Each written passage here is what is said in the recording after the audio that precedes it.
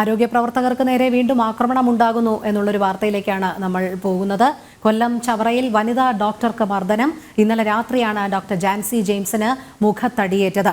സാമൂഹികാരോഗ്യ കേന്ദ്രത്തിൽ രോഗിക്കൊപ്പം എത്തിയ സ്ത്രീയാണ് മർദ്ദിച്ചത്. രാത്രി തന്നെ പോലീസ് എത്തിയെങ്കിലും കേസ് എടുത്തില്ല.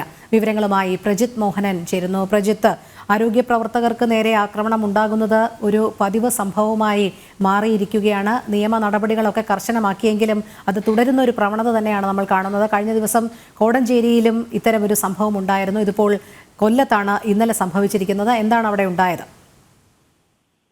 കൊല്ലം വന്ദനാദാസിന്റെ മരണം കഴിഞ്ഞ കൃത്യം ഒരു വർഷം കഴിഞ്ഞ് 3 ദിവസം കഴിഞ്ഞപ്പോഴാണ് ഇത്തരത്തിലൊരു സംഭവം ഉണ്ടാകുന്നത്. കൊല്ലം ചവറയിലെ സാമൂഹികാരോഗ്യ കേന്ദ്രത്തിൽ ജോലി ചെയ്യുന്ന ഡോക്ടർ ജാൻസി ജെയിംസിനാണ് രോഗിക്കൊപ്പം എത്തിയ സ്ത്രീയുടെ മർദ്ദനമേറ്റത്. മുഖത്തായിരുന്നു അടിയേറ്റത്.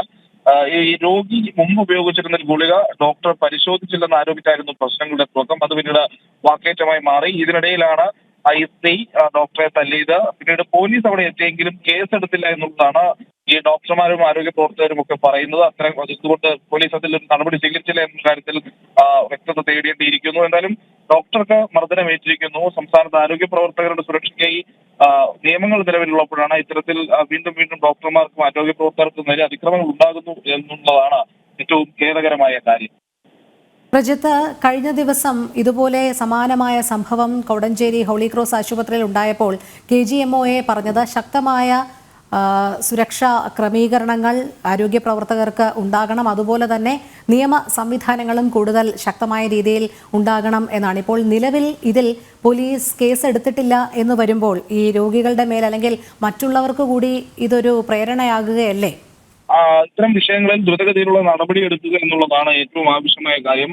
കാരണം ഇത്തരം വിഷയങ്ങൾ ആവർത്തിക്കാതിരിക്കാൻ വേണ്ടിയാണ് 2023 വന്ദന കൊല്ലപ്പെട്ട സമയത്ത് അതിനുശേഷം പിന്നീട് ആരോഗ്യ പ്രവർത്തകരുടെ സംരക്ഷണത്തിനായി പ്രത്യേക നിയമം കൊണ്ടുവന്ന നാടാണ് നമ്മുടെ കേരളത്തിലേത്. പക്ഷേ അതിനുശേഷവും സമാനമായ രീതിയിലുള്ള നിരവധി പ്രശ്നങ്ങൾ ഉണ്ടായിരിക്കുന്നു. കോടഞ്ചേരിയിലാണെങ്കിലും ഇപ്പോൾ കൊല്ലം ചവറയിലാണെങ്കിലും ഈ രീതിയിലുള്ള പ്രശ്നങ്ങൾ ഉണ്ടാകുമ്പോൾ അതിവേഗത്തിലുള്ള ഇടപെടലുകൾ, അവർക്ക് സംരക്ഷണം ഒരുക്കുന്നതിന്റെ കൂടുതൽ ആവശ്യകത എന്നിവയെല്ലാം വീണ്ടും ചർച്ചയാകുകയാണ്.